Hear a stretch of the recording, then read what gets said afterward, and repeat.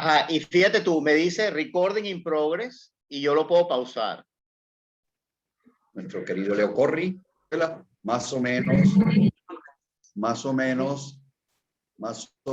desde ese momento yo lo conocí a toda la familia, a su papá, que en paz descanse, a la mamá, que en paz descanse, a su hermano mayor, José, y a Sarita, porque Leo es el del medio. Bueno, no les digo, tengo muchas anécdotas con Leo, o él me permitió Leito, y le voy a contar una de él. Es que cuando él estaba, creo que finalizando los estudios en la Universidad Simón Bolívar, él iba a concursar para entrar en una prueba de dar clase en los últimos años de bachillerato, y cuando le presentan el examen, agarra y le escribe, resuelve el problema o los problemas y le escribe al jurado: está mal diseñada el cuestionario. Bueno, eso no nos contó Leo a nosotros y bueno, se podrán imaginar. Otra anécdota que quiero contar es del papá de Leo, Ricardo, que cuando creo que era el 20 de noviembre de 1977, cuando Anwar el Sadat anunció su viaje a Israel, me llamó don Ricardo y me dice: Alberto, tú eres periodista, tienes que venir inmediatamente a recogerme ahí en las Mercedes, Residencia de la Hacienda, y vamos al Nacional, que yo necesito ver de primera fuente el desarrollo de las noticias. Bueno, fuimos, entramos, todo excitado como era papá, ¿no? Muy nervioso, y obtuvimos información. Él se llevó un Telex y yo me llevé esta foto, ¿no? Que aparece, no sé si ven, a Anwar al-Sadat dándole la mano a Begin y Moshe Sharet, que era entonces presidente. Bueno, no sigo hablándoles más. Bueno, vamos a escuchar a Leo y espero que haya intervenciones porque él va a ser un poco polémico en este día.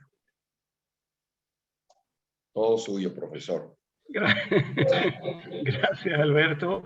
Bueno, muchas gracias por esta invitación, muchas gracias por toda la gente que veo acá, muchas de las cuales conozco. Perdón si no saludé a todos personalmente, pero bueno, estoy viendo a todos, algunos los conozco y seguimos hasta hoy en día en contacto, otros no estábamos en contacto, yo creo que ya más de 45 años, pero yo los recuerdo a todos los del colegio, más o menos, que eran de mi edad.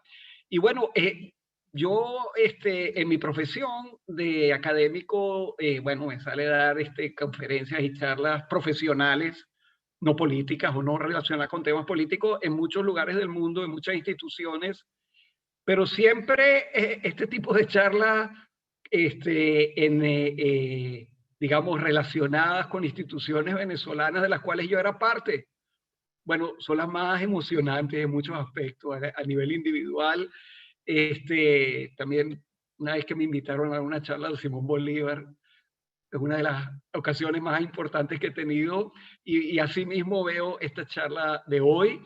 Le agradezco a Beni la presentación. Esas presentaciones a veces son un poquito incómodas, digamos, no porque, bueno, siempre es bueno escuchar todo lo que uno ha hecho. Lo que pasa es que después, si la charla no está a la altura de lo que se dijo en la presentación, entonces uno queda un poco mal. Así que, bueno, no creo que eso vaya a pasar, pero dada la situación que se crea con una presentación tan detallada, entonces estoy más aún obligado a estar a la altura, ¿no? Y especialmente por el foro tan íntimo en el que estamos con tanta gente conocida.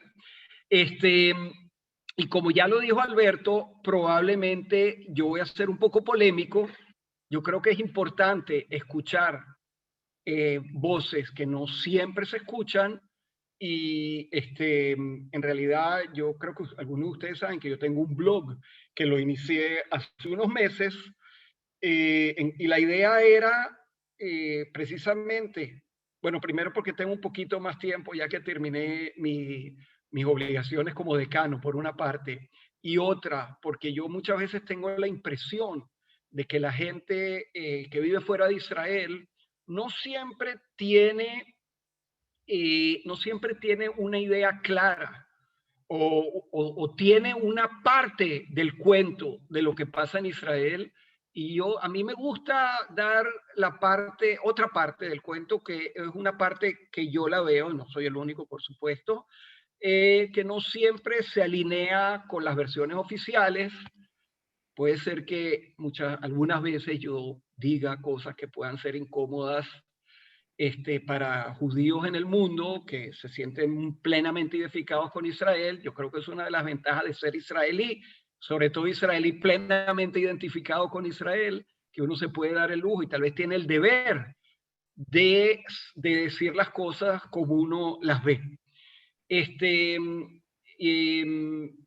Como ya se dijo, en verdad, yo acepté esta invitación me la ofreció Alberto y Benny, me la ofrecieron casi inmediatamente después de haber finalizado la operación Defensor de las Murallas, que me suena un poco raro decirlo en castellano, como muchas otras cosas que al traducirlas pierden un poco ¿cómo se dice? El sabor que nosotros vemos en Israel. Pero lo importante, menciono esto porque en verdad han pasado 3 semanas desde ese día en que cesaron las hostilidades, o las hostilidades abiertas sobre todo, y han pasado tantas cosas desde entonces que yo voy a mencionar solamente me voy a referir en una parte de mi charla a cuestiones que tienen que ver directamente con eso.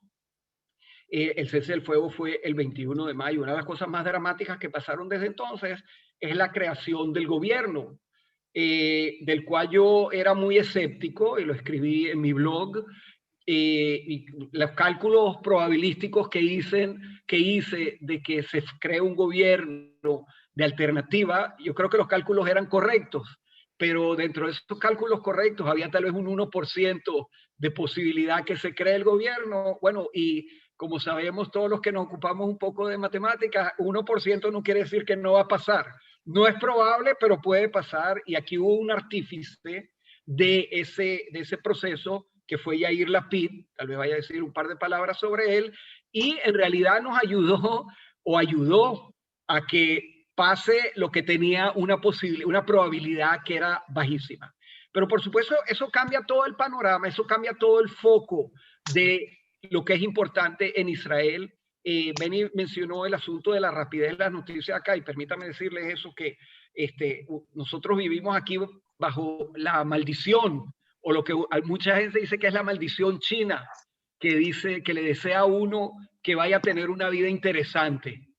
Yo consulté con mis amigos expertos en cultura china y me dijeron que eso no existe, que eso no es una maldición china, o que los chinos no la dijeron, pero nosotros la sentimos porque aquí en Israel en verdad la vida es tan interesante y tan intensa que muchas veces quisiéramos vivir en un país, digamos, como Uruguay o Costa Rica, una cosa así, donde pasan, vamos a decir, menos cosas, para decirlo un poco más suavemente. Y aquí, cada día que nos despertamos, o a la mitad del día, vemos tantas cosas que cambian. Y hoy en día, con la posibilidad de ver noticias digitales, realmente vemos ese dicho que dice que el periódico de ayer lo que sirve es para envolver pescado. Bueno, aquí el periódico de hoy ya sirve para envolver pescado, porque cuando recibimos el periódico en la mañana, ya la mayoría de lo que está escrito ahí no tiene ninguna relevancia, ya lo sabemos, porque antes de irnos a dormir revisamos una vez más el Ynet o el Haaretz o lo que sea, y ya vimos que las cosas están cambiando. Ahora, además de todo, tengo que decir, yo no soy un analista militar, ni tengo fuentes de información cerradas, más allá de lo que cualquier ciudadano preocupado en Israel pueda querer buscar. Y yo personalmente entro en esa categoría, que es muy grande, de ciudadanos preocupados, de ciudadanos están viendo lo que está pasando en el país y lo ven con mucha preocupación. Yo personalmente llegué a este país como un sionista motivado por razones ideológicas, terminé en mi universidad, me vine para acá, identificado con este país y lo que pasaba y muchas cosas que se mencionaron que hice en el país durante mi carrera y durante los años que llevo acá simplemente dicen eso, que yo he estado involucrado en la vida del país en muchos aspectos. Y lo digo no para hablar de mí, sino para decirles que si yo expreso opiniones que sean críticas, eso se deriva de mi identificación y de mi vamos a decir, mi cercanía a todo lo que pasa en este país, a todo lo que pasa con la sociedad israelí, con la gente que vive en Israel y con una preocupación que yo les puedo decir que mucha gente expresa sobre el futuro. La pregunta que nos ocupa a muchos, ¿qué país le estamos dejando a nuestros nietos? Nosotros, yo creo que la gente de nuestra edad, los baby boomers o los late baby boomers, tienen esa pregunta en general muy grande con respecto al mundo, y nosotros aquí la tenemos con respecto al mundo y con respecto a lo que está pasando específicamente en Israel. De manera que muchas cosas que yo menciono y digo no representan solamente mi forma de ver o mi preocupación, aunque yo creo que hoy en día es una minoría y algunos dirían una minoría en vías de desaparición. Pero en todo caso, eso es la base de mi interés en expresar estas ideas. No voy a entrar hoy en las ideas más complejas, vamos a decir, que en realidad nosotros tenemos que enfrentar sobre la base sobre la cual este país se creó y funciona. Han habido cambios tremendos en el país desde el punto de vista cultural, la cultura política, cambios sociales, cambios, tengo que enfatizar, cambios demográficos tremendos que seguirán siendo los que vayan definiendo el futuro del país, tal vez más que cualquier otra cosa. Han habido cambios a nivel geopolítico que no tienen que ver necesariamente con lo que nosotros hacemos o determinamos, sino más bien con procesos generales del mundo. Y todo esto forma parte de la forma en que yo voy a expresar hoy lo que tengo que decir. También tengo que decir otra cosa que es muy importante en lo que estoy diciendo preliminarmente. Una de las cosas que ha cambiado profundamente en Israel en los últimos años es la manera en que nosotros entendemos nuestro pasado.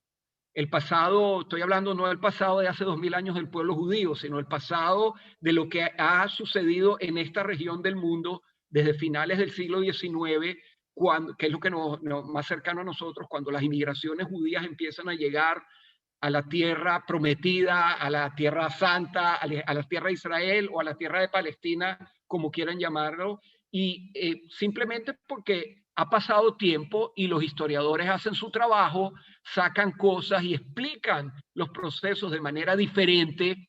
Y nosotros que crecimos dentro del marco sionista en sus varias fases, por ejemplo yo en el Hashomer Hatzair y otra gente en otra fase, incluso dentro del Colegio Moral y Luces, que era un colegio que tenía una afinidad muy grande a lo que pasaba en Israel.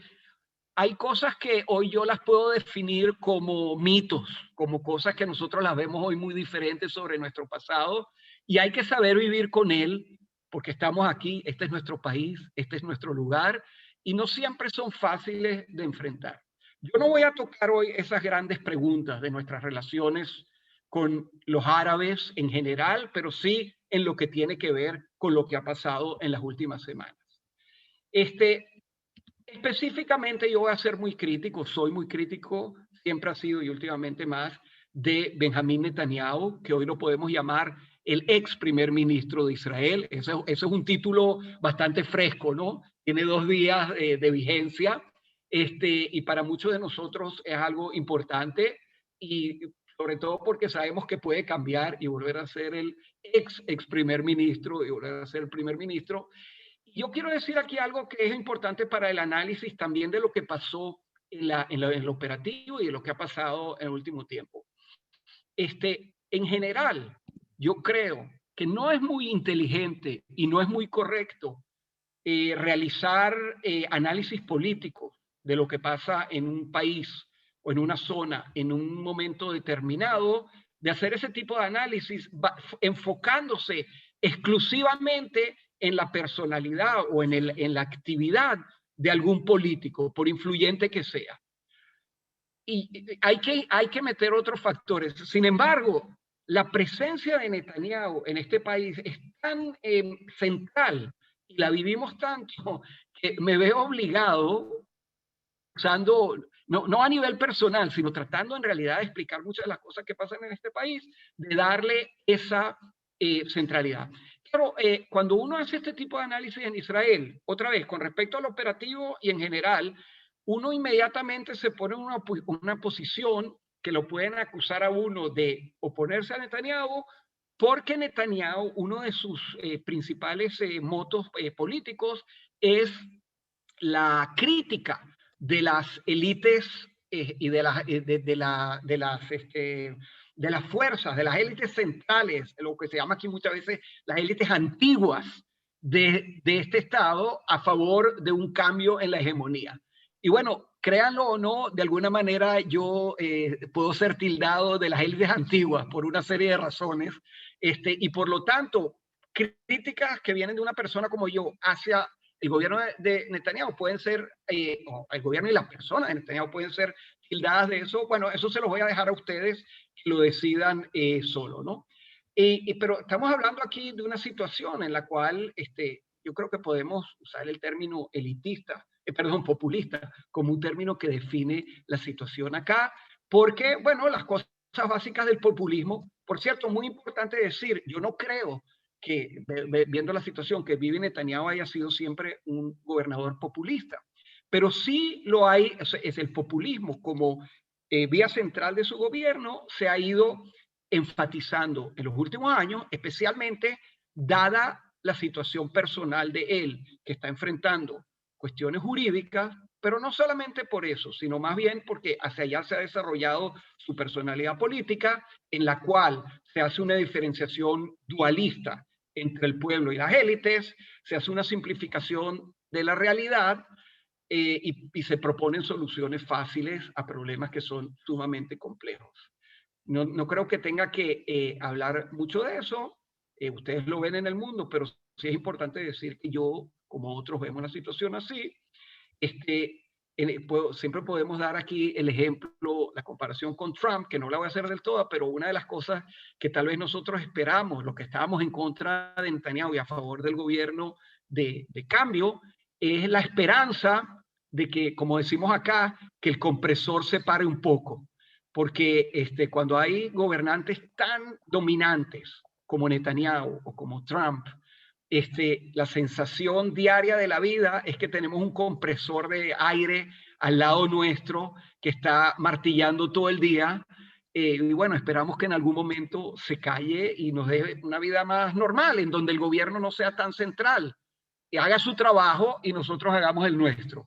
Yo personalmente, como en muchas otras cosas, no soy muy optimista al respecto y no creo que los procesos que se han dado en Estados Unidos en ese punto específico de tranquilización de un poco del discurso político vayan a pasar acá. No creo que vaya a pasar.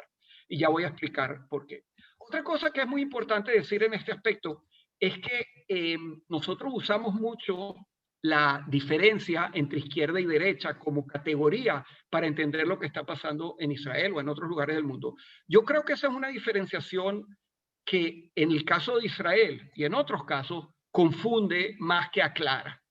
Las razones de eso son muy amplias, no voy a entrar en todas, pero la complejidad es que en general en Israel se usa el término derecha o derecha e izquierda, se usa más que todo para enfatizar o para caracterizar la actitud política de una persona que vea el problema árabe de una manera o de otra. Una es que hay menor espacio para dar expresión a los deseos nacionales de los árabes, del pueblo palestino, de quien quieran, y otra parte que es la izquierda, con la cual yo me veo más identificada, que piensa que sí hay que buscar una manera de que esto se pueda manifestar.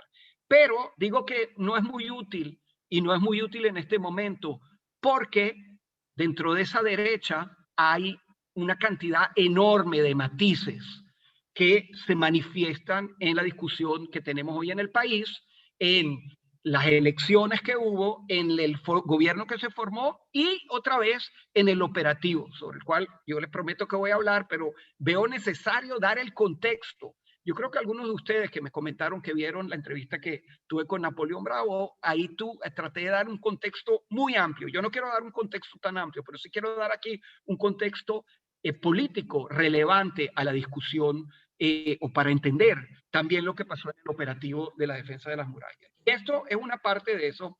Y yo tengo que decir, para darles un ejemplo, que como en otros casos, la retórica de Netanyahu ha ayudado a confundir un poco este asunto de derecha e izquierda, porque como parte de su actividad política y el deseo de reelegirse, etcétera, él ha clasificado como izquierdista a todo el que está en contra de él.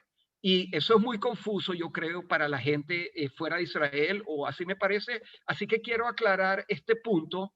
Benny, te tengo que pedir que me permitas hacer screen sharing, porque aquí me dice que no puedo.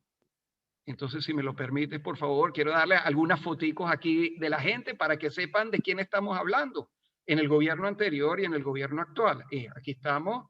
Entonces, este es Bennett, nuestro nuevo primer ministro, que no puede haber nada más absurdo en el mundo que llamarlo izquierdista, aunque se oponga a Netanyahu. Yendo más adelante, otra gente, los cuales Netanyahu califica de izquierdista, es Gideon Saar, que ideológicamente está mucho más a la derecha de Netanyahu en lo que tiene que ver las relaciones entre los judíos que viven en esta parte del mundo y los árabes que viven en esta parte del mundo. Ayelet Shaked, compañera de partido de Bennett. Lieberman, que bueno, clasificarlo de izquierdista es uno de los absurdos políticos más grandes que se pueden concebir en el país, y Moshe Ya'alon, que fue ministro de la defensa de Netanyahu en el pasado. Entonces, calificar a esta gente de derechista es absurdo y no ayuda a entender la situación. Yo sí quiero mencionar... Ya la incorporé. Dile, ya estás adentro. Perdón, Benny. No, disculpa. Ok, yo sí quisiera subir este esquema que a mí me parece mucho más útil para entender un poco la situación de lo que está pasando en este país, y no es invento mío, sino de nuestro presidente, que pronto será expresidente, Reuven Rivlin, que trató de caracterizar los procesos sociales que se viven en Israel a través de esta división, lo que él llamó las tribus, no las 12 tribus, sino las 4 tribus, diciendo los judíos seculares, los judíos tradicionalistas, que incluían a los religiosos no ortodoxos, los ortodoxos y los árabes. Fíjense bien ustedes que estamos hablando de los árabes y los judíos ortodoxos, cada uno de ellos un 20%, los tradicionalistas o religiosos ortodoxos un 30% y los seculares un 30%, más o menos esquemáticamente. Pero les presento esto porque la tesis del presidente Rivlin es que la población del pueblo de Israel, dividida en estas tribus, no se comunican mucho unas con otras. Hay una falta de coherencia, y que diría, como voy a exponer dentro de pronto, en estos días esto ha llegado mucho más allá. Y ver la situación, no la política, sino la social, la infraestructura social de nosotros, de nuestro país, hay que entenderla a través de este marco. Entonces, todavía yo aquí en la parte de la introducción, entonces vamos a hablar un poco, primero, ya habiendo dado este background, le voy a decir, o le voy a tratar de contestar primero de manera corta y después de manera un poco más detallada, la pregunta que originalmente estaba en la base de la charla que queremos, que estamos participando hoy, que yo le estoy ofreciendo mi idea dentro de ella. Y la pregunta, inclusive en el último mail que recibimos al respecto, que yo recibí, está la pregunta, ¿quién ganó en la confrontación que llamamos Guardia de los Muros? Y les voy a dar un spoiler de la respuesta. Bueno, nadie ganó, todos perdimos. Y generalmente eso es lo que pasa en cualquier conflicto armado. Pero aquí quiero nada más decirles que una de las maneras de ver lo que ha pasado y cuál fue la consecuencia inmediata o menos inmediata de esos 11 días de confrontación militar, bueno, lo tuvimos ayer. O sea, puede ser que yo si hubiera dado esta charla hace 2 días, no podría responderles de esta manera, porque había, por una serie de razones, había un hold de toda la tensión, pero la tensión, como muchos de ustedes probablemente saben, se renovó ayer. La tensión se renovó específicamente porque, o a través, o en la circunstancia en que el famoso desfile de las banderas, que se suspendió el 10 de mayo, cuando empezó el ataque del Hamas, se realizó ayer.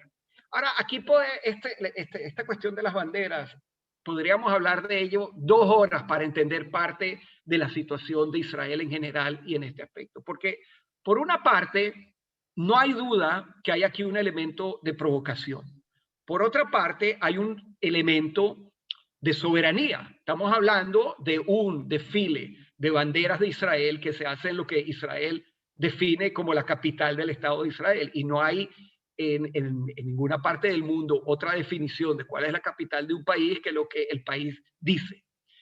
Y por lo tanto, no hay ningún gobierno que pueda o que sea prudente o inclusive legítimo decir que no se puede hacer un tipo de esa actividad. Sin embargo, cuando se hizo el 10 de mayo era una situación totalmente diferente, porque ese era un día, una casualidad del destino que los puso juntos, el día final del Ramadán, y no había ninguna necesidad de hacerlo necesariamente ese día. Hoy, por el contrario, o ayer, es el primer día del nuevo gobierno, y este es un regalito que le dejó el gobierno anterior al gobierno nuevo, en el cual decidieron que eso se iba a hacer en esta fecha. Bennett como primer ministro y Omer Bar-Lev como ministro de Seguridad Interna no se podían dar el lujo de no hacer o de cambiar algo que tenga que ver con esto. Entonces ellos salieron, ¿no?, al hacer el desfile, y eso era obvio que eso iba a traer tensión, pero es importante ver aquí el juego de tensión que hay entre los 2 lados en una situación como esta, porque especialmente en este momento se puede decir que nadie en Israel está interesado en Israel o en esta zona, tampoco el Hamas, hoy por hoy, eso puede cambiar mañana, están interesados de subir el nivel de las llamas más allá de una tensión que demuestre que cada uno es más bravucón que el otro. Y eso es lo que ha pasado. O sea, ellos hicieron el desfile, el Hamas dijo que iba a pasar tal y tal cosa, no pasó mucho, pasó, quemaron los campos, a raíz de quemar los campos dispararon unas bombas con los aviones, y hoy quemaron más campos, y bueno, no sabemos, yo me fijé antes en las noticias para estar al día antes de abrir la charla, y parece que no cambió mucho de eso. Pero sin embargo, vean lo que pasa acá. Al final, el 21 de mayo, cuando terminó la confrontación militar anterior, escuchamos de parte de nuestros líderes los slogans que escuchamos siempre. Les dimos tan duro al Hamas que no se van a poder recuperar por mucho tiempo. Lo que conocíamos hasta ahora ya no volverá. En hebreo suena mejor. Lo que hubo hasta ahora no es lo que va a haber. La respuesta a un balón será como un balón de, eso es lo que, con eso queman los campos, ¿no? Un balón, o sea, el arma más rudimentaria del mundo, pero que tiene efecto dañino. Sobre todo cuando cae en un lugar que esté cerca de una población o algo así. Pero nos lo prometieron, para bien o para mal. La respuesta a un balón será como la respuesta a un misil. Din balón verá que din Qassam. Y la última, que sube siempre, la respuesta a un ataque a Sderot o la respuesta a uno de las poblaciones alrededor de la franja va a ser como la respuesta a Tel Aviv, que es una de las mentiras más grandes que nosotros vivimos con ella ya 20 años, porque durante esos 20 años se ha las poblaciones alrededor de la Franja de Gaza, más adelante les pongo un pequeño mapa para que la vean, están prácticamente día a día recibiendo los ataques, bien sea de cohetes, bien sea de morteros o bien sea de balones incendiarios, y generalmente el gobierno de Israel no responde. Y yo lo digo en este momento sin juzgar, voy a juzgar más adelante, porque una de las cosas complejísimas que hay en este lugar es que es muy difícil dar una respuesta clara a cuál es la manera en que hay que responder. Por lo tanto, yo en ese sentido soy un poco más bien flexible con el gobierno porque sé que no hay respuesta que vaya a satisfacer. Yo lo que creo que es el verdadero problema es cuando el gobierno miente de manera sistemática a sus ciudadanos y les promete cosas que de antemano ya sabe que no va a poder dar. Y esto se hace, aquí vuelvo un poco hacia atrás, como una perspectiva que nosotros la vemos en todos los aspectos de la vida. Y aquí quiero decir algo que para mí hay que entenderlo para poder entender hoy en día cualquier cosa que pasa en Israel. Y es el hecho de que este país, que tiene tantos logros y que tiene gente tan capaz en todos los aspectos de la vida y en todos los sectores, tanto en el público como el privado, hemos estado viviendo en los 2 últimos años y especialmente en los últimos meses un estado de un país disfuncional, un país en el cual los servicios más básicos y los cargos centrales del país no están, en muchos casos ni siquiera están ocupados por alguien que tiene que hacerlo. Y eso es una política adrede, que tiene sus razones relacionadas con la situación personal y política del liderazgo y especialmente de nuestro ex primer ministro. Yo les quiero dar esto con mucho detalle o con detalle para que no crean que yo estoy hablando de algo muy general y abstracto. Estoy hablando de cosas muy concretas que la situación de seguridad y la política externa o la diplomacia israelí es un reflejo de esto. Déjenme darle, tengo aquí otra vez unos slides que les quiero mostrar porque a mi forma de ver explican muy bien o dan los ejemplos que son fundamentales para entender el estado de disfuncionalidad que estamos viviendo en este momento. Es, por cierto, la Franja de Gaza con alrededor. La Franja de Gaza está en gris. Fíjense ustedes, la Franja de Gaza tiene como 50 kilómetros de largo y 10 de ancho.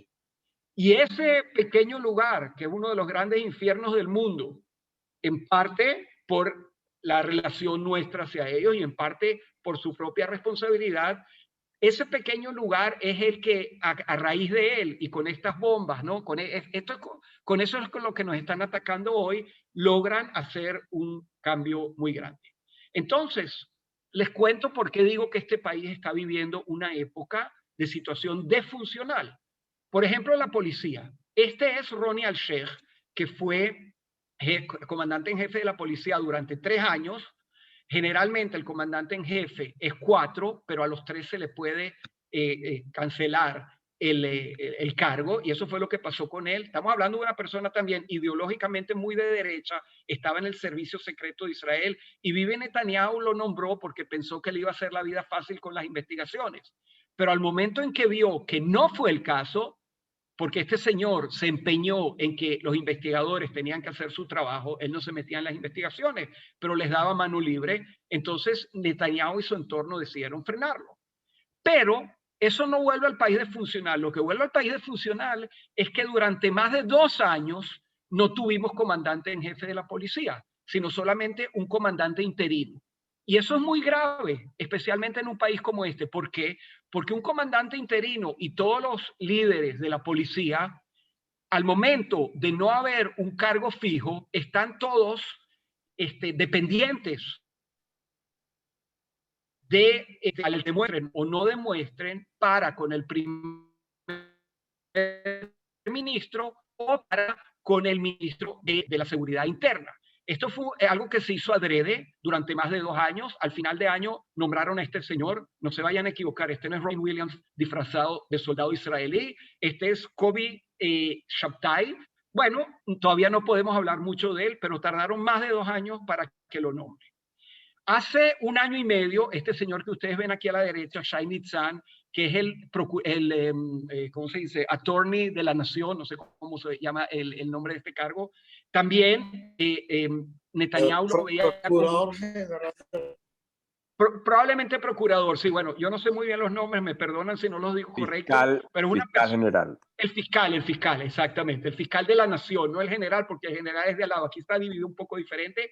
Este señor también dio mano libre a los investigadores para que investigaran a Netanyahu y hemos estado más de 1 año y medio sin fiscal general y bueno, no sabe, ahora es una de las primeras cosas que se sabe que el próximo gobierno va a hacer. Al lado de él está el que podemos llamar el procurador general o el consejero jurídico del gobierno, Avichai Mandelblit, que está todavía ahí, pero bueno, Netanyahu y su entorno le hacen la vida imposible otra vez. Fue un nombramiento personal de Netanyahu, porque creía que le iba a ser leal ante todo, y él es más leal a la ley que a la persona, y eso se ve mal en el entorno de Netanyahu.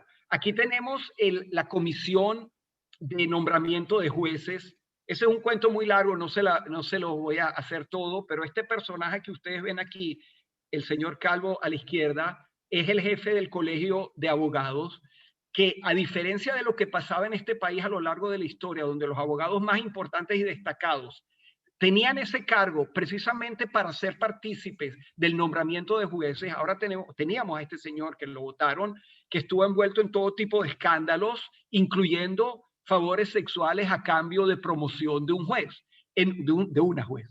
En un país como el nuestro, ustedes pueden entender lo difícil que es esto. Aquí tenemos al ministro de Economía o de Finanzas, que es una de las personas que está ahí por ser leal a Netanyahu, y este era uno de los ministerios de lujo de este país, en parte, tengo que decirlo claramente, en parte por el trabajo que hizo Netanyahu en los años 90, que lo volvió un ministerio súper profesional, y estas 3 personas que ustedes ven aquí, Shaul Meridor, que era el dirigente de toda la división de los presupuestos, Keren Turner, que era la directora general, y Ronnie Hizkiah, que era el calculador general, no sé cómo se dice, el Hashav Klali, los 3 renunciaron a su cargo porque el gobierno, el ministro, esperaba de ellos que hagan una serie de operaciones dentro del ministerio, que de parte de ellos era imposible hacerlas porque era, si no ilegal, lo más cercano a ilegal. Y finalmente, aunque podría mencionar otros,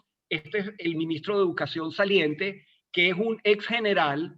Algunos dicen que fue un general bueno, otros malos, pero no pudo llegar a ser el comandante en jefe del ejército, a pesar de que lo habían nombrado, porque esta casita que ustedes ven al lado la construyó a través de invasión de un terreno público que no era suyo. Y eso lo llevó a la situación de no poder ser jefe del ejército. Sin embargo, ministro de Educación sí pudo ser, porque eso no se veía como algo, o sea, ahí no aplican las mismas reglas, y ese es el ministro de Educación que nos comimos aquí durante 2 años. Una de las cosas más importantes que hizo desde su punto de vista fue evitar que este señor que ustedes ven acá, Oded Goldreich, que es uno de los grandes científicos de computación del mundo, evitar que reciba el premio de Israel, porque las posiciones políticas de él le parecían inadecuadas a Galán. Pero el punto, y esto nos va a conectar con lo que pasa hoy en día, el punto más climático de la disfuncionalidad de nuestro país en este momento es lo que vimos el 1 de abril en el Monte Meirón, donde murieron 45 personas en un acto de negligencia total que se creó por una serie de, vamos a decir, relaciones políticas entre los partidos ortodoxos y, digamos, el gobierno, en el sentido de que no se exigió. Aquí cuando se hace un acto de 70,000 personas se necesita permisos de la policía y de los bomberos y de todo el mundo. Aquí este es un acto de 150.000 personas, que generalmente es de 400.000 o 500.000. Este año por el COVID todavía lo hicieron reducido y no llenaron ninguna de los requerimientos que se... Pero ese no es el problema. El problema es que han pasado 45 días y no ha habido ni siquiera un arresto mínimo de alguien que sea responsable. Ya les digo que mañana el nuevo gobierno crea una comisión dirigida por un juez para dirigir eso. ¿Por qué yo digo que esto es de funcionalidad? Porque no se creó una comisión para que no se llegara a los responsables, porque los responsables, eso lo sabe todo el mundo, están en los grados más altos de la política ortodoxa de Israel. Y el gobierno participó o fue cómplice de evitar que se creara una comisión. Entonces, digo yo, esto es lo que quería mostrarles. Perdón, el último. El clímax de la falta o de la disfuncionalidad del gobierno que espero que a partir de hoy cambie. Aquí vemos cuando Bibi Netanyahu le está dando la mano a Bennett. El proceso de transición del gobierno de Netanyahu o del cargo de Netanyahu a Bennett se hizo ayer y duró 35 minutos.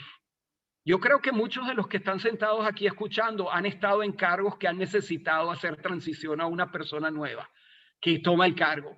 Cargos, me imagino, muchísimo más fáciles, más simples que ser primer ministro del Estado de Israel. Y toma más de 35 minutos. Para mí como ciudadano y para nosotros como ciudadanos, pensar que uno de los cargos más difíciles del mundo, más complejos y por supuesto para nosotros más responsables, se hace en 35 minutos para no dar el respeto o la seriedad a la persona que va a tomar su cargo y que a fin de cuentas se trata del anterior primer ministro y el presente primer ministro. 35 minutos, eso es lo que Benjamín Netanyahu, después de 12 años en el poder, decidió que era suficiente para pasar el poder y para pasar el cargo, como dije, tan complicado y tan lleno de secretos, ¿no? Entonces, esta es la razón por la cual no solo yo, sino muchos de nosotros tenemos esa sensación ya tanto tiempo de falta de gobernabilidad en el país y de disfuncionalidad. Y esto, uno de los aspectos de esta falta de funcionalidad, es lo que vimos, lo que se reflejó en el operativo Defensor de las Murallas. Por dos razones. Una razón, o en dos aspectos. Un aspecto es el hecho de que Israel nunca ha definido cuál es su política contra el Hamas. No la ha definido no porque no haya tenido tiempo, no porque falte gente profesional que pueda dar su opinión, nada de eso. No la ha definido porque en ese sentido hay una disfuncionalidad y una comodidad de seguir con la política existente, que no necesariamente es la mejor. ¿A qué me refiero? Cuando Benjamín Netanyahu llegó al poder la segunda vez en el 2009, una de las principales razones o de las actitudes populares que lo trajeron al poder fue la serie de errores, algunos dirían el fracaso de la Segunda Guerra del Líbano, lo que nosotros llamamos la Segunda Guerra del Líbano del 2006. Y Netanyahu, una de las cosas que prometió, una de las cosas que lo trajeron al poder fue que él iba a desmoronar al Hamas al día siguiente de subir al poder. En hebreo se dice lemotet. Y la palabra es muy importante porque según han ido pasando los años, el verbo ha ido cambiando. Lo que antes era desmoronar, lemotet, después pasó a golpear muy fuerte, lehakot, después pasó a debilitar, leachlish, y finalmente, en la última vuelta, el verbo era lehartia, Ese es un verbo muy importante en la conciencia política israelí, en cuestiones de seguridad. ¿Qué quiere decir disuadir, lejartía? Quiere decir lo que ya repetí al principio de la charla, que es decir, nosotros le vamos a dar tan duro que ellos van a tener miedo y no van a hacer nada. Por ejemplo, es la idea que rige nuestra relación actual con el Líbano, porque como supuestamente le dimos un golpe tan fuerte al Hezbollah en el 2006, ellos no se han metido más con nosotros. Claro que todo el mundo sabe que el Hezbollah se ha ido armamentando cada vez más y bueno, están ahí tranquilos y por ahora los tenemos disuadidos. Ahora puede ser que esta sea la política correcta, pero es una política que nunca ha sido discutida con seriedad. Y es por eso que al final de la campaña, el 21 de mayo del 2021, dijeron esas 4 cosas que ya mencioné. Le dimos un golpe tan duro como nunca le habíamos dado. Lo que fue correcto hasta ayer no va a ser correcto mañana. La reacción a un balón va a ser como a un misil y la reacción a un disparo a Sderot va a ser como un disparo a Tel Aviv. Siempre es lo que dicen, pero aquí hay mucha gente digamos, en el establishment militar que dice que hay alternativas, que se pueden hacer otras cosas. Yo no sé si mejores o peores, entre ellas conquistar el territorio de Gaza. Yo espero que nunca pase una cosa así, pero es una posibilidad que no se discute. Otra cosa es fortalecer a la autoridad palestina frente al Hamas, mientras que la actitud del gobierno israelí ha sido fortalecer al Hamas para debilitar la autoridad palestina, porque la autoridad palestina representa la posibilidad de que negociemos una paz con los palestinos o negociemos, yo no quiero decir ni que negociemos. Con el Hamas representa la imposibilidad de que se haga nada, o sea, que solamente nos demos los golpes los unos a los otros, que tengamos que ocuparnos de los problemas humanitarios de lo que pasa en Gaza, por ejemplo, a través de la plata de los catares que pasan por intermediación nuestra. Y lo que tenemos entonces en ese momento o en este momento ya por mucho tiempo, es simplemente una inercia. Y esa inercia se manifestó claramente en lo que pasó el 10 de mayo. Y quiero decir esto muy claro. La situación actual implica de manera tácita o de manera explícita que lo que va a pasar aquí, lo que ha pasado aquí, lo que va a seguir pasando, a pesar de que dicen Mashayaz de lo Mashayeh, no, Mashayaz de Mashayeh, es lo siguiente: tensión entre nosotros y el Hamas, bombardeo pequeño, constante a lo que pasa alrededor de la Franja de Gaza. Cada cuantas semanas suben un poco las llamas, Israel manda una que otra bomba. Cada tantos meses suben más las llamas todavía y hay algún tipo de ataque más fuerte, y cada tantos años hay algo más activo como ahora. Es muy curioso que los militares en Israel tienen un concepto que se llama Hamarajá ben Hamarajot, o sea, el operativo dentro de un operativo y otro, e inclusive tiene siglas, Mabam. Cuando algo aquí en el ejército tiene siglas, quiere decir que es algo muy importante, o sea, que es algo central a la concepción de lo que se está haciendo. O sea, desde el punto de vista de la actitud nuestra del Estado de Israel contra el Hamas, lo que ha habido, esa es la fórmula. Y a la gente que vive alrededor de la Franja de Gaza, prácticamente se les dice, aunque no se le digan con palabras, bueno, ustedes ya más o menos se acostumbraron a eso, sigan acostumbrando. Y por supuesto que a los palestinos que viven en la Franja de Gaza, o sea, ahí nosotros no vamos a hacer nada, por ejemplo, como propone mucha gente, tratar de mejorar el nivel de vida, crear intereses de infraestructura, bien sea de electricidad, de aeropuerto, de puerto, etcétera, para que tengan más assets, no sé cómo se dice, que perder en un confrontamiento. Lo repito, no quiero decir en este momento que yo esté diciendo cuál sea la actitud correcta, pero lo que es obviamente incorrecta de alguien por acá, gracias Nora Fischbach, esos son algo que es a favor de ellos, que no van a querer perder. Lo que falta aquí es una discusión, no con el pueblo, no conmigo, sino entre la gente que tiene que tomar decisiones. Tenemos aquí una serie de instituciones que no funcionan, porque todo se decide alrededor de Benjamín Netanyahu. Bueno, les voy a decir algunas cosas más y vamos a dejar el campo abierto para preguntas. Es importante saber que lo que pasó el 10 de mayo reflejó una convergencia de intereses de Netanyahu y su entorno por un lado y del Hamas por el otro. No estoy diciendo que se pusieron de acuerdo, sino que estoy diciendo que en cierto momento lo que era conveniente para uno era conveniente para el otro. Y eso fue lo que llevó al enfrentamiento. Y en ese sentido, ambos bandos consiguieron todas sus finalidades el primer día o hasta antes de que empiece la confrontación. Netanyahu quería subir las llamas un poco, crear tensión, aumentar. Netanyahu y su entorno, esto podría explicárselos en detalle, pero vamos a dejarlo con esa headline.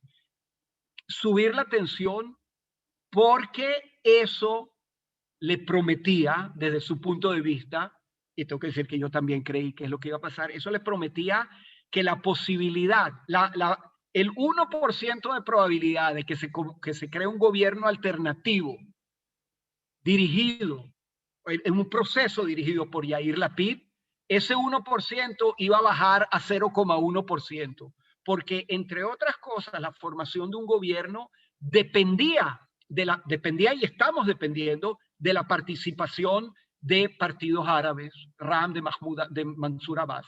Y el que le dio la legitimación al partido árabe para que sea parte de un gobierno posible fue Benjamín Netanyahu, que llamó a Ram para que sea parte de su gobierno, pues si no, no tenía 61 votos. Esto es un proceso muy importante, se los podría explicar en detalle, pero me lo tienen que dejar con el headline porque no es más que eso. Entonces, Netanyahu tenía la intención, Netanyahu y su entorno, de que suba la tensión. El Hamas, por otro lado, tenía una serie de objetivos muy claros. El primero era recuperarse del desprestigio político al cual había entrado en el último tiempo por la situación desastrosa que hay en la Franja de Gaza. Lo más importante para el Hamas era crear una conciencia clara entre los palestinos y en el mundo árabe en general, que ellos son los únicos defensores del interés de los palestinos en todas partes y en particular en Jerusalén. Y es por eso que ellos dijeron, si ustedes suben la tensión en Jerusalén, nosotros vamos a lanzar un cohete a Jerusalén. Y lo lograron con creces, porque ellos se pueden ufanar hoy claramente de haber sido los únicos que salieron en defensa del Aqsa y todo el environment y la forma en que esto se ha mencionado en los medios de comunicación, en las redes, ha sido súper exitoso desde el punto de vista de ellos. Eso lo lograron.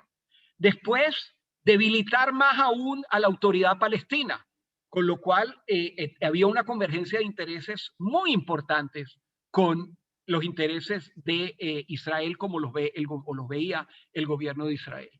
Amenazaron el aeropuerto, que cualquiera puede entender la importancia, pero solamente el que vive en Israel sabe lo que significa el valor simbólico del aeropuerto. Bueno, aquí lo tuvimos cerrado por el corona, así que bajó un poco el valor, pero eso es algo importante. Y lo más importante y lo más grave, si preguntamos quién ganó o quién perdió en este enfrentamiento, nosotros perdimos con creces, porque el Hamas logró desde el primer día del enfrentamiento, o tal vez antes, crear un caos interno en el país con una tensión altísima y con actos de vandalismo entre árabes y judíos que se manifestó en violencia tremenda y que rompió.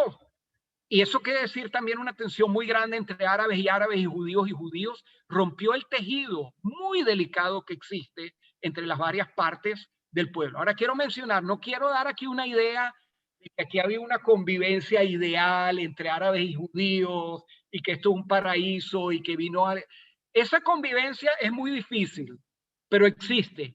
Y yo he mencionado varias veces que ella llegó a un clímax precisamente en la época del corona, porque ese fue el tiempo en que vimos los que no lo querían ver antes, que había tantos médicos y enfermeras y fisioterapistas y yo no sé qué más árabes en el sistema público de Israel. Y se había llegado a una situación muy compleja, pero positiva. Y nosotros en este país no podemos darnos el lujo de que lo que está pasando pase, y eso fue un gran triunfo del Hamas. Entonces, para concluir, ¿no? Ya son las 11:05 y bueno, si van a haber preguntas, me gustaría dejar un poco de tiempo para eso.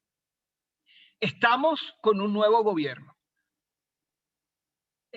Este gobierno tiene desafíos muy grandes dentro de él. Los primeros desafíos son los internos, porque estamos hablando de un gobierno heterogéneo a más no poder. Lo que yo pensé que había un 99% de probabilidad de que el gobierno no exista, todos esos factores todavía actúan, ¿no? No es que pasamos a una nueva pasamos a una nueva etapa, pero no hasta tanto. Y lo vemos prácticamente en cualquier cosa que se ha discutido en las últimas 24 horas. No sé qué va a pasar más adelante. Sin embargo, el consenso es que todos los partidos que forman esta coalición, todos los gobiernos, perdón, todos los partidos que forman parte de esta coalición, a pesar de la diferencia de punto de vista, el conflicto de punto de vista, tienen algo en común que es muy fuerte, y es el entendimiento de que la única manera de hacer un reset total a este país, como dicen en computación, un factory reset, o sea, no solamente un cold reset, sino un reset total que devuelva al país a cierto funcionamiento, es a través de un gobierno como el que tenemos en las últimas 24 horas, o 48, perdón, yo creo que estoy contando mal, en los últimos 2 días, ¿no? Y eso puede llevar, muchos esperan, o sea, la idea es que a diferencia del gobierno paritético que Gantz creó con Netanyahu, aquí se trata de una unión de 8 partidos totalmente heterogéneos en la mayoría de sus ideas, pero que sí han llegado con sinceridad a este esfuerzo de tratar de hacer esta coalición. Si va a resultar, sí o no, pero tenemos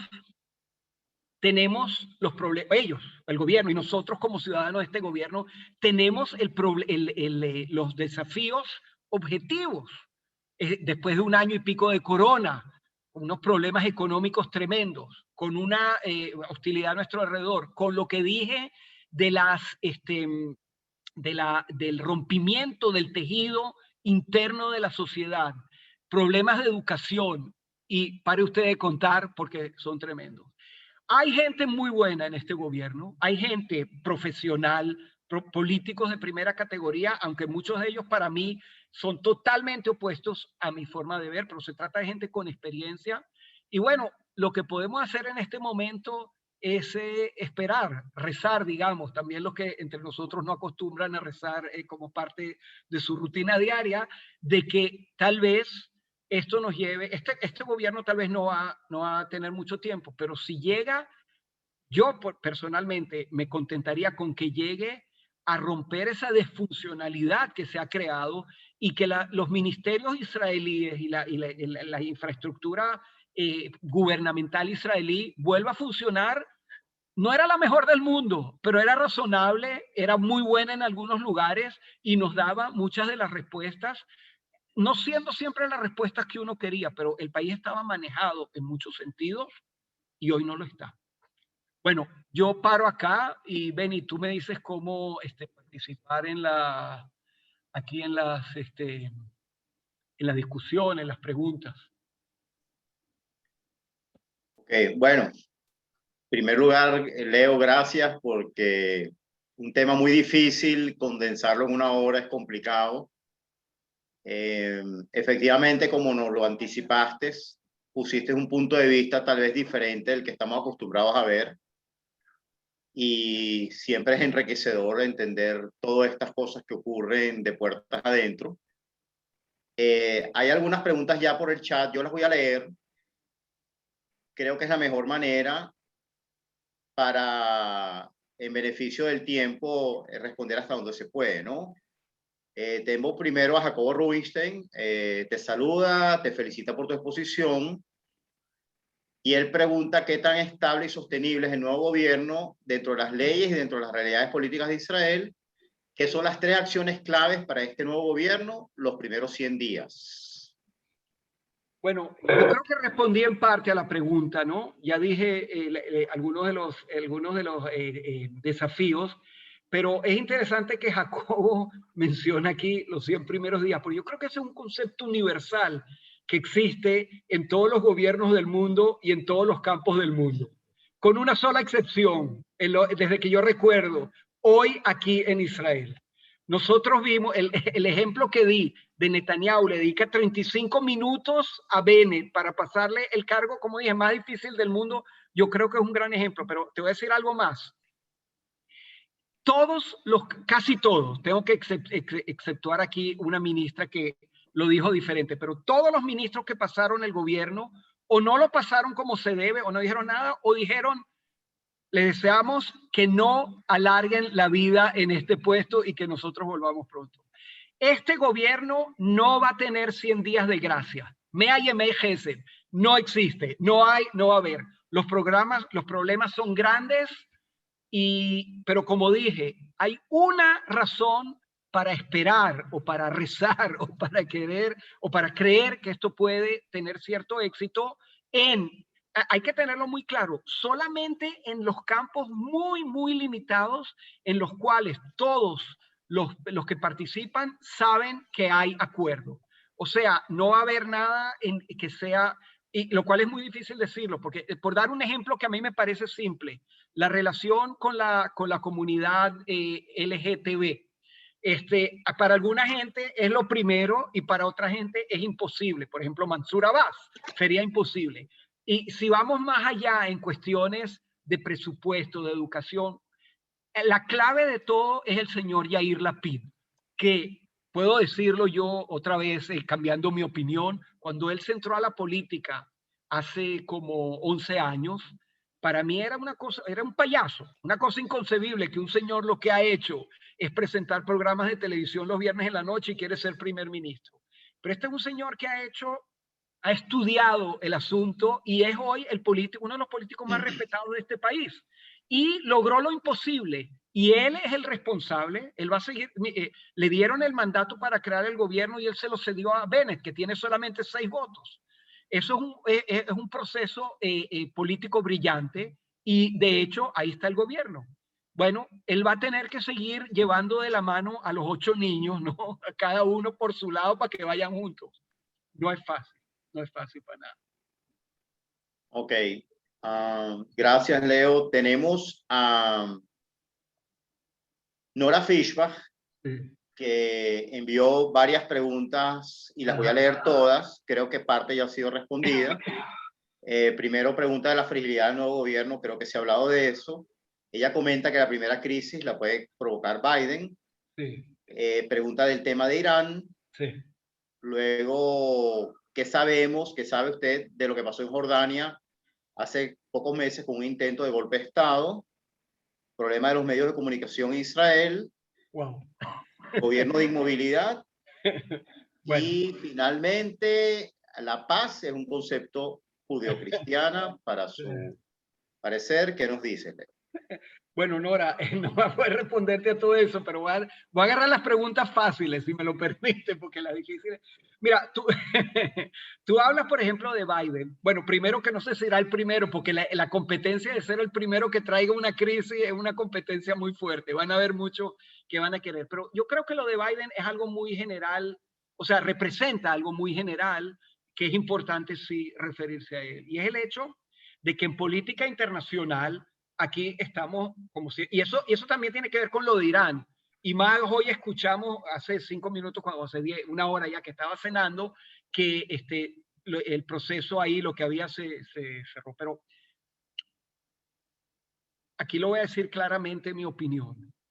Yo creo que toda la actitud de Benjamin Netanyahu a lo largo de los años en política externa y en particular en las relaciones con Estados Unidos fue un error gravísimo, porque tradicionalmente Israel siempre se preocupó de tener una relación bipartisana con el pueblo americano, con las instituciones americanas y no con un partido en particular, porque un partido en particular hoy está en el gobierno, mañana no está en el gobierno, hoy está a favor tuyo, mañana no está a favor tuyo. Por más que haya habido crítica a Obama, que yo no la comparto toda, pero la entiendo y entiendo parte, es un error estratégico de la primera magnitud meterse y decir nosotros solo somos de un lado. Y Biden, yo no creo que por venganza, no creo que ese sea el asunto, pero sí, Biden sí va a venir a decir, bueno, esto es lo que nosotros queremos. Ahora, yo creo que a Biden lo han pintado, no soy un gran experto en política americana ni nada, pero creo que lo han pintado en colores que no son realmente los que reflejan su actitud a Israel. Yo sí me preocuparía de Estados Unidos como israelí. No sé si tengo que decir preocupar, pero hay que tomarlo en cuenta. Es la opinión pública americana y la manera en que las nuevas generaciones, sobre todo las nuevas generaciones de los judíos, tienen su relación con Israel. Y aquí tengo que decir que eso ha sido también un error de Israel en muchos casos, porque Israel, el gobierno israelí, la derecha, o sea, representada por Netanyahu, no Saar y creo que no Bennett, se han identificado única y exclusivamente con los ortodoxos, dejando a un lado los conservadores y mucho más allá los reformistas. Ahora, ese no es un tema en el cual yo tenga opiniones muy claras, pero mi opinión es que el Estado de Israel tiene que tener relación con todos los judíos del mundo. Así lo vimos siempre. Aquí se ha sacado de la cuenta lo que en realidad es la mayoría de los judíos de Estados Unidos, la mayoría numérica. Y yo creo que ese es un problema muy grave que vamos a tener que enfrentar. Y lo de Biden puede ser un reflejo o una continuación, pero mucho más grave es lo que pasa en la sociedad judía americana y en la sociedad americana en general. Lo de Irán, bueno, eso es súper complejo, súper, va más allá de lo que una persona, digamos, de normal como yo, que no tiene información interna, puede decir. Y bueno, lo único que me voy a conformar con decir que es un gran desafío. Los problemas de los medios de comunicación, bueno, ese es otro mundo, pero yo sí puedo decir una cosa. Había una tensión muy grande entre los medios de comunicación, entre algunos medios de comunicación de Israel y Netanyahu. Hoy yo escuché una conversación muy interesante con Ilana Dayan, que es una de las grandes presentadoras de televisión que hay en este país, y ella fue de las que tuvo sus conflictos con Bibi Netanyahu, y en uno de los casos, cuando subió lo de la corrupción, etcétera, Bibi Netanyahu respondió en su programa. Ella leyó la respuesta, que eran 10 minutos, donde la atacaba personalmente, y ella dijo que solamente un mes o 2 meses después entendió que ella estaba trabajando a favor de Bibi. Porque Bibi entendió muy claramente que él puede hablar a través de los medios de comunicación directamente con su base electoral. Y como Bibi es un genio de las relaciones públicas y del uso de los medios mainstream, anti-mainstream y new media, también supo aprovechar de eso. ¿Qué va a pasar ahora? Bueno, no sé. Espero haberte contestado aparte, no, preguntaste muchas y difíciles. ¿Quién más? Gracias, Leo. Jorge Klein Sí. tiene un par de preguntas. Bueno, nuevamente cae. Una pregunta importante que no respondí, sí quisiera decir, para que vean lo difícil lo que es la cosa, es lo que pasó en Jordania. Yo me enteré de eso solo hoy. O sea, yo creo que soy una persona bastante informada en el sentido de un ciudadano. Me enteré de eso porque uno de los comentarios que hicieron sobre el hecho de que Bibi le tardó 35 minutos entregar el poder a Bennett, decían, ¿qué va a pasar cuando venga mañana o cuando tenga una conversación Bennett con alguien de Jordania y le pregunte sobre lo que publicó el Washington Post sobre un golpe de Estado que los israelíes estuvieron o no estuvieron envueltos? Es primera vez que me enteré de eso y es complejo. Pero si en verdad algo así se hizo, y Bibi no se tomó la molestia de poner al día a Bennett, bueno, otro problema más para el nuevo gobierno. Y no será el único. Sí, con respecto a lo de Jorge, a ver, bueno, yo lo veo aquí, fíjate, un gobierno tan frágil tendrá... Bueno, esta es una pregunta muy seria, ¿no? O sea, si tendrá posibilidades de llevar a cambio siendo tan frágil y tan heterogéneo. Yo creo que la respuesta clara es no. No va a tener la posibilidad de traer cambios verdaderos en las políticas que puedan conducir a algún acuerdo con los... Tal vez algún acuerdo interino, tal vez digamos, una reguía, lo que se llama, calmar la situación. Y no, cuando digo no, no lo digo como una estimación, sino lo digo como algo que refleja lo que está escrito en los acuerdos de la coalición. Porque como dije, la coalición se formó en base a una lista de objetivos que tratan de tocar solamente aquellos asuntos en los cuales no haya discusiones reales. No sé si existen muchos así, pero es como dije, devolver el país a cierta normalidad. Eso es lo que queremos todos. Cierta normalidad de la cual se pueda recomenzar una discusión, porque este es un país donde la discusión es la base. Aquí estamos entre judíos más árabes que han aprendido de los judíos. Los árabes también discuten, pero no como los judíos. O sea, no existe una cosa en el mundo como el caso de dos judíos teniendo tres opiniones. Eso lo saben ustedes bien. Pero aquí se está tratando con este nuevo gobierno de crear una base mínima que devuelva la normalidad gubernamental, quiero decir yo. No digo que sea fácil y por lo tanto yo no creo que pueda haber muchos avances en temas que sean tan inflamatorios como la pregunta de hacer un acuerdo con la autoridad palestina o el Hamas. Puede ser que se hagan cosas prácticas, específicas, eso sí, pero no acuerdos a largo plazo. No sé, esa es mi estimación, no sabría decir. ¿Qué? Eli Abadí pregunta algo así como que hace un elefante en una cristalería, ¿no? Dice, ¿cuánto tiempo pasará antes que los partidos de la coalición se peleen entre sí? I hope I knew. No sé, eso es una gran pregunta. No sé si lo preguntó Eli, tengo la impresión de que lo pregunta aquí un poco retóricamente, ¿no? No esperando que sea yo la persona que le diga exactamente cuánto va a tardar. No sé. Esperanza tenemos, pero no más que eso. Gobierno de Monte... Bueno, eso ya, ok. Buena Sí. posición, gracias. ¿Qué más? Bueno. Me dice Jorge, ¿cuál es tu apreciación sobre los enfrentamientos de elecciones cada vez más fuertes en los poblados israelíes? O sea, lo que llamamos, ¿qué va a pasar en las ciudades mixtas? Bueno, yo soy muy pesimista, ¿no? Yo parece que soy pesimista en general, pero en esa pregunta en específico, ¿qué va a pasar en las ciudades mixtas, en donde hay árabes y judíos conviviendo? Soy muy pesimista y también les voy a decir por qué.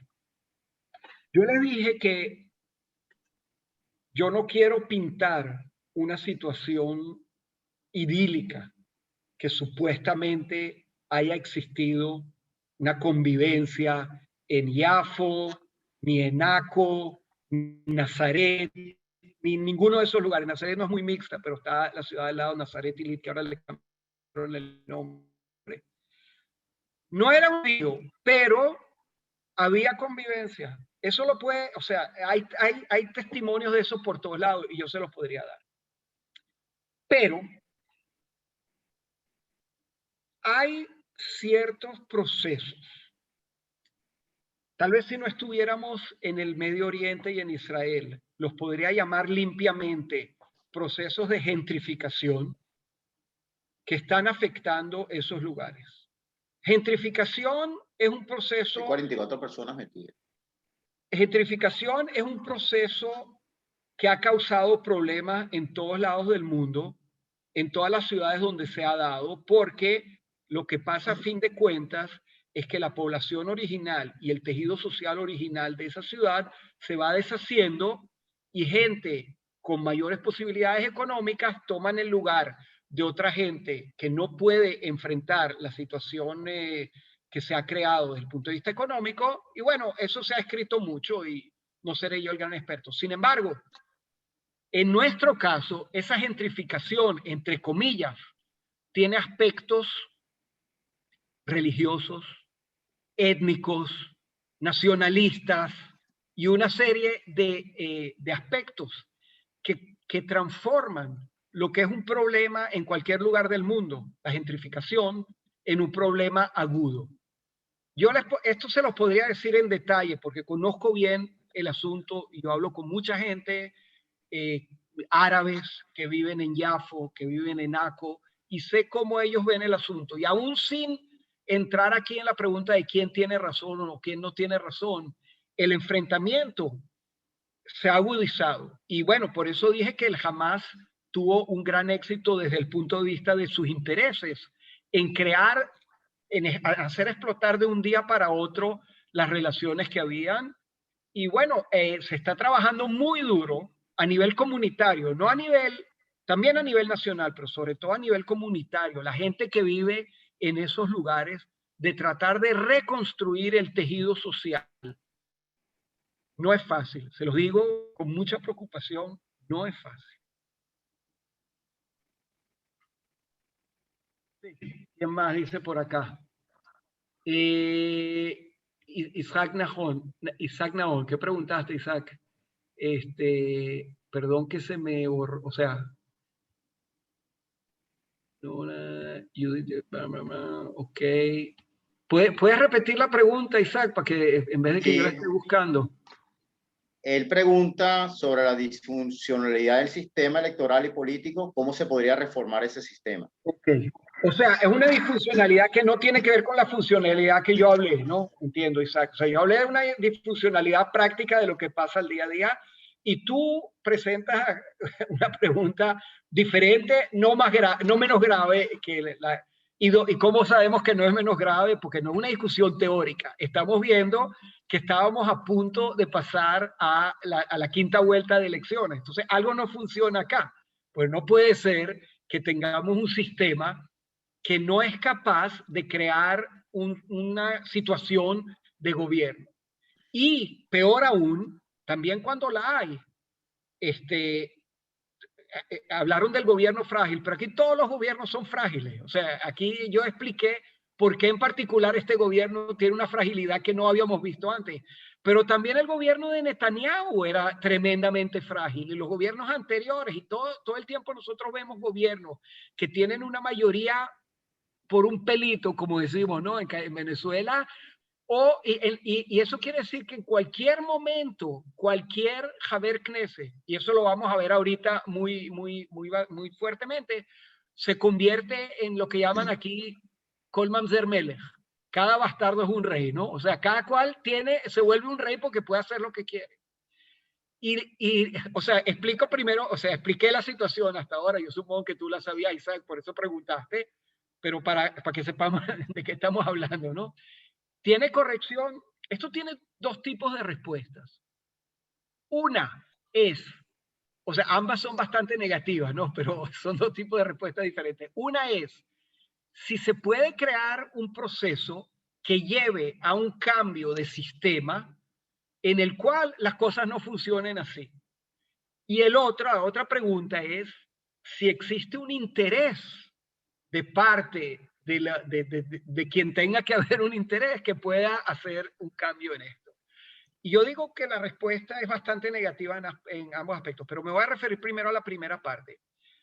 Como ya dije, en este país hay gente muy capaz.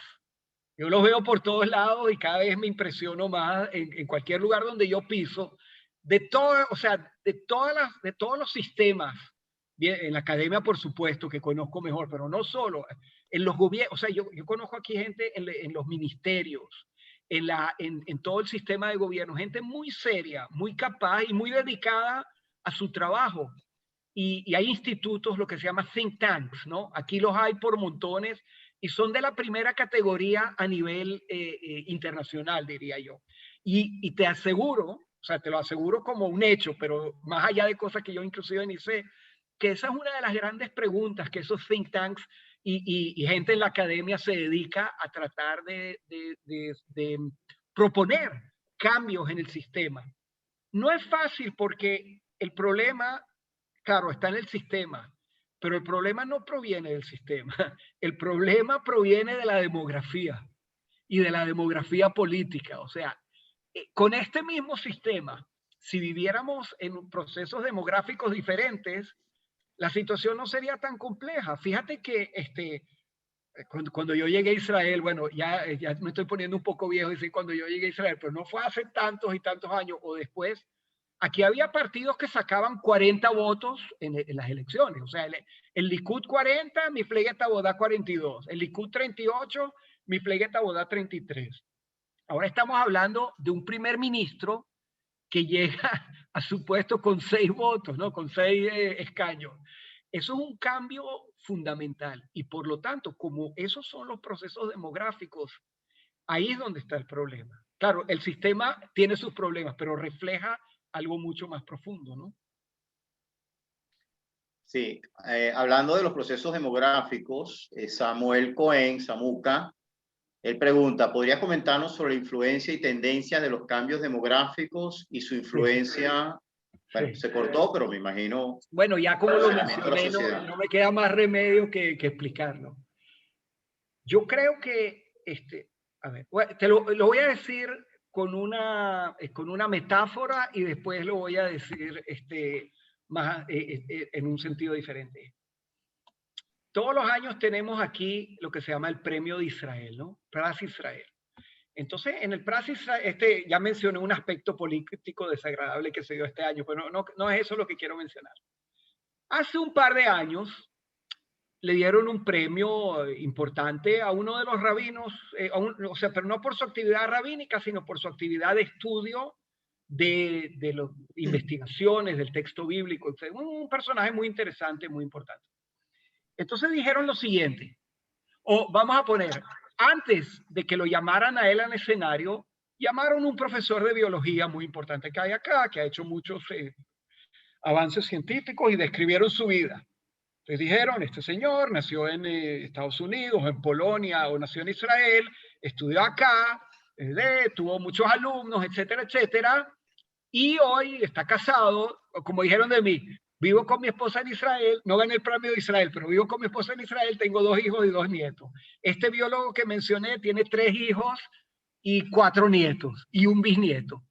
Pero el rabino sobre el cual hablaron, explicaron la importancia de su trabajo y dijeron, bueno, este señor tiene 12 hijos, 45 nietos y 125 bisnietos, ¿no?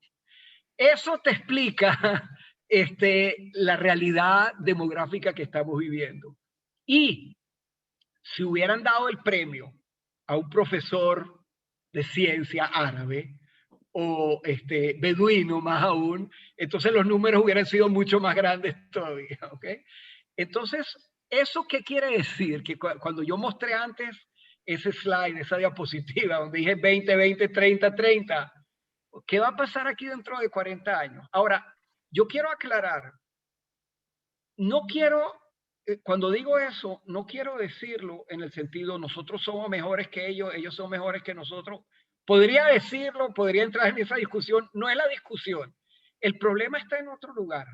Estamos hablando de un problema político, económico y, vamos a decir, cultural. ¿Por qué? ¿Por qué menciono los 3? Político, porque si ahora los partidos ortodoxos, digamos, tienen, ¿cuántos tienen? Creo que tienen 13 escaños o 16 de todos los 120. ¿Cuántos van a tener dentro de 30 años? Y vuelvo a la pregunta de Isaac, no importa qué sistema haya, esos votos, y ahí se trata de votos uno a uno, ¿no? Unívoco. Si perteneces a esta gente, a esta tribu, tú pones el voto, ellos tienen 2 partidos, uno ashkenazí y uno sefaradí, pones el voto a cada uno de ellos. Ese es uno. El problema económico es el problema del mercado de trabajo. otra vez, es complejo y no quiero entrar a todos los, pero nosotros sabemos que gran parte de la población ortodoxa, en los árabes es más complicado porque en los árabes son un poco como los judíos en la diáspora. Muchos de ellos son mucho mejores preparados, o sea, hay los dos extremos en la población árabe. Los colegios elitistas, que es lo mejor de lo mejor, y los colegios donde hay muy mala educación. Pero entre los ortodoxos, no es cuestión de educación buena o mala, es que estudian. Aquí hay un esfuerzo muy grande por tratar de que se comprometa a la gente, las instituciones educativas que reciben plata del gobierno, que estudien matemática, inglés y ponte tú cívica o historia. Y no lo hacen. Y este año entraron en primer grado de primaria más del 50% de los alumnos que no pertenecen al mainstream de la educación israelí, es lo que se llama aquí Jinuj Mamlahti o Mamlahti Dati. Estamos hablando que más del 50% de los niños que entraron hoy no estudian lo que mis hijos estudiaron o mis nietos van a estudiar, sin entrar en mucho detalle. Entonces, tú ya ves, y eso por supuesto cambia totalmente la cultura política, etc. Y más aún, último punto, porque, bueno, tocaste uno de los puntos importantes. Aquí hay lo que se llama, no todos quieren reconocerlo, pero lo hay, la guerra del no sé si decir del útero, o de la placenta, o de qué, donde crecen los niños en el cuerpo de las madres. O sea, la guerra que nosotros, todo el mundo sabe que otra vez la composición, la demografía va a crear muchas cosas, va a establecer muchas de las condiciones de lo que va a pasar en este país. Y un efecto secundario que en mi forma de ver es gravísimo, que no tiene que ver con la división, sino con el número absoluto, es el problema de la superpoblación de este país. Nosotros vivimos entre lo que se llama entre el mar y el río. No sé, hay quienes dicen 11 millones, 13 millones, 14 millones, cada uno lo cuenta de otra manera. Eso es un desastre mayor, que lo vemos en el problema del transporte, el problema de la contaminación, el problema de la naturaleza, que cada vez está más escasa y más estropeada. Eso sí, para mí, eso sí que es un gran problema. No es que les haya contado antes cosas que no son problemas, ¿no? Pero yo salgo aquí a pasear por la montaña aquí. Yo soy todavía de los que les gusta, de la Shomer HaTzair todavía, que íbamos a subir, a trepar monte. Lo hago y cada vez es más difícil. Cada vez está más difícil porque hay menos lugares, está sucio. Es una tristeza. Para mí, una gran tristeza. Yo me conozco el país aquí de cabo a rabo. He paseado, aquí es lo que se llama conocer el país a través de los pies, derech haraglay.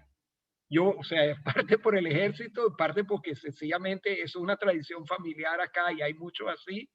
Y vemos cómo hay un deterioro continuo de la naturaleza. Eso para mí es peor que el deterioro del sistema de gobierno, aunque los dos están muy, como sabemos, están muy estrictamente conectados.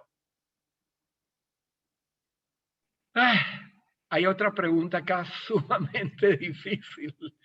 Pregunta Yosef. No sé quién es Yosef. Yo te conozco, Yosef. No sé. En todo caso, ¿cómo controlar la inmigración ilegal proveniente de África? El tema de Erdogan. Bueno, me metiste. Yossi Lipski. Estabas en el Ken, ¿mejor? Ok. Dos grandes problemas. Bueno, Erdogan no quiero hablar porque no conozco mucho, pero sí puedo decir una cosa.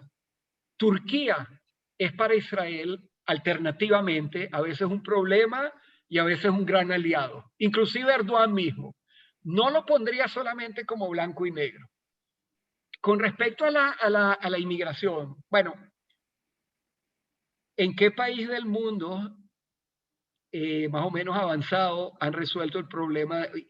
Han decidido qué es el problema de la inmigración y cómo lo resuelven. Y para ponerlo más grave, Israel es el único país del mundo que pertenece a la OECD, a los países desarrollados, en los cuales se puede llegar a pie desde África. ¿Okay? Y eso tiene su significado. Ahora ha bajado un poco, pero aquí en una época llevaba gente, y algunos son inmigrantes ilegales, otros son, ¿cómo se dice?, refugiados. Bueno, ese tema es difícil. Es difícil y ya son las 20 para las 12, es un poco difícil entrar en él. Bueno, yo creo que lo podemos dejar aquí, ¿no, Freddy? Benny, perdón, no sé por qué diga Freddy aquí, pues, es tarde y bueno, yo creo que ustedes deben estar cansados de escucharme. No, bueno, Leo, una vez más, muchas gracias. Alguien ha preguntado sobre el link para ver la grabación y quisimos hacerlo en vivo por YouTube, no se pudo, pero sí se está grabando por el servidor de Zoom y ya una vez que terminemos, eso va a ser colocado en YouTube para el acceso de todos. La federación lo va a enviar por correo a la gente que recibió la invitación y lo vamos a replicar después por los grupos de WhatsApp por donde también nosotros hicimos invitaciones. Yo ahorita puse una alternativa de que todos puedan encender su micrófono. Si quieren dar un saludo personal a viva voz, siéntanse libres, por favor, y vamos a dar por concluido una vez más agradeciendo a Leo, agradeciendo a la Federación Sionista, Alberto, Miriam, por esta oportunidad de escuchar esta valiosa presentación para todos. Bueno, ante todo quiero agradecerle a Leo, extraordinaria intervención. Sé que da para semanas, no horas, lo que tú puedes desarrollar sobre los temas que te han consultado. También quisiera agradecerte, Benjamín, por tu excelente coordinación de este Zoom. Tú eres parte de nuestra junta, tú eres parte de la federación, tú no tienes nada que agradecer, al revés, también agradezco a todos los que participaron, unos a hora temprana, otros como leíto a horas muy avanzadas de la noche, pero así es la vida, es una vida globalizada, estamos uno lejos de otro, pero con el corazón cercano. Shalom y toda. Bueno, permítame también, bueno, van a decir otro, pero yo quiero decir, muchas gracias por participar en esta charla. Y yo los veo a ustedes, como dije, me alegra mucho, realmente créanme que me alegra ver gente, algunos que no conocía y otros que conocía, los nombres conocía. Ustedes, no sé si todos saben que yo tengo muy buena memoria para todo el que estaba en el Colegio Moral y Luces en la época. Me da hasta un poco de vergüenza decir de que yo veo aquí. Me recuerdo, aquí llaman eso las por, y excavar muy adentro y queda mal. Hasta vi por aquí, no me van a creer, a Claudia Ogli, que yo creo que estudiaba con nosotros, Jacobo, en segundo grado, ¿no? Imagínate, Claudia, bueno, vi tu nombre por ahí, increíble. Y bueno, espero haberles dado una perspectiva menos conocida. Ay, mira, ahí veo a Yossi, te hubiera reconocido, Yossi. Bueno, y vi que algunos quieren decir algo, aquí estoy. Leo, sí. No nos conocemos personalmente, pero quiero darte las gracias por tu excelente presentación. Perdón, y que nos has expuesto la situación de Israel, que no es un mar de aceite, sino yo creo que todo lo contrario. Gracias de nuevo. Yo también quería agradecer, la verdad, la excelente exposición. Yo quería ser un poco el abogado del diablo, pero no hubo tiempo, y ponerte los puntos que dejó el legado de Netanyahu, que tiene 3 muy importantes, y te lo digo rapidito. Economía como potencia regional de Israel, que es punto importante para Netanyahu. Se ha convertido Israel en una potencia regional. 2, nada más que él planteó, es el único primer ministro que creo que ha logrado hacer la paz con países árabes sin tener el tema de palestinos sobre la mesa. Y el tercer punto es que ha dejado claro, inclusive al presidente Biden, que Irán es un tema en donde Israel no va a ceder. Esos son los 3 puntos. Muchas gracias, excelente por el resto. No te voy a discutir, aunque podríamos conversar. Ok.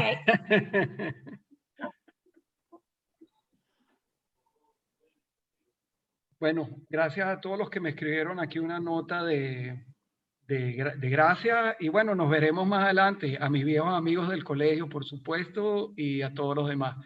Gracias a la Federación Sionista y bueno, algún día volveremos a hablar. Aquí siempre hay de qué hablar. Seguro. Más temprano que tarde, creo yo. Bueno. Esperemos. Gracias a todos. Chao a Nos todos. despedimos. Chao a todos. Gracias. Bueno, Que estén bien todos. Shalom. igual.